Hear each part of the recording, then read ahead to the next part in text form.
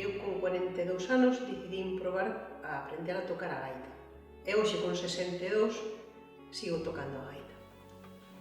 Eu chamome Loli e con 54 anos saquei o carné de conducir. Aos meus 86 anos sigo facendo pilates. Eu, con 72 anos, fixen o Camiño de Santiago. Son unha muller de 35 anos, sen parella, sen fillos e cunha vida completa. Me mudé a Buenos Aires, al rural, para trabajar de lo que quería y tengo mi propia empresa.